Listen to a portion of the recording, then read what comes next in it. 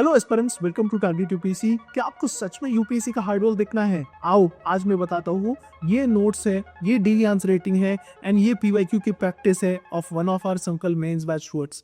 इससे आपको पता चलेगा कि कितना हार्ड वर्क इस स्टूडेंट ने किया है with respect to mains preparation. इसमें अगर आप देख रहे हो, यहाँ GS3 के नोट्स है, GS2 के नोट्स है, यहाँ GS1 एंड एथिक्स के नोट्स है। तो इस स्टूडेंट ने हर एक टॉपिक के सिलेबस वाइज खुद के हैंड रिटन नोट्स बनाए। सेकेंडली वो यहाँ तक नहीं रुका, उसने PYQs of every year with respect to syllabus wise उसने लिखे हैं। प्लस जो संकल मेंस बैच में हम डेली 2 क्वेश्चन देते हैं, वो भी सारे क्वेश्चन लिखे हैं, टेस्ट भी सारे लिखे हैं एंड मोर ओवर जहां जहां पॉसिबल है उसने माइक्रो नोट्स भी बनाए हैं so that it is very easy for last minute revision. अगर आप यहाँ देखोगे, ये GS3 के उसके नोट्स है।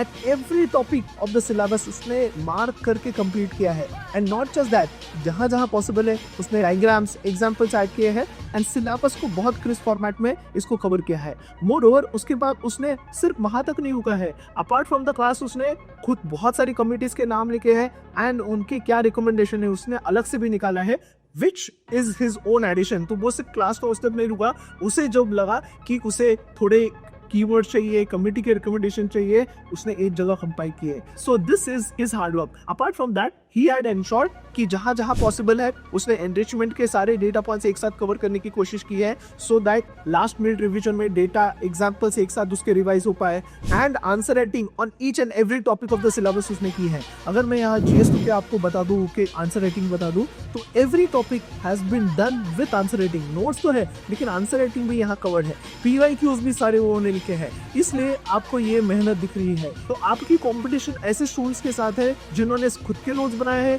डेली प्रैक्टिस किया है, पीवाईक्यू सारे लिख के निकाले हैं। ऐसे नहीं कि सिर्फ पढ़ लिया, उन्होंने खुद से लिखे हैं, इवैल्यूएट करवाए हैं अपने मेंटर से so that he is ready for mains. तो उनका एम यही है कि अगर मैं प्रीलिम्स निकालूं तो ऐसा नहीं होना चाहिए कि मेरा मेंस रुक जाए, क्योंकि प्रीलिम्स बहुत डिफिकल्ट होते जा रहा है। जिस साल आपको प्रीलिम्स लिखने का मौका मिले उस साल आपका सिलेक्शन होना चाहिए, तो ये इंपॉर्टेंट है। सो इसमें नोट्स है, उनके डेली आंसर राइटिंग है एंड पीवाईक्यूज है एंड सिर्फ GS2 और 3 नहीं, GS1, GS4 भी देखोगे, ऐसी की भी प्रैक्टिस उन्होंने की है।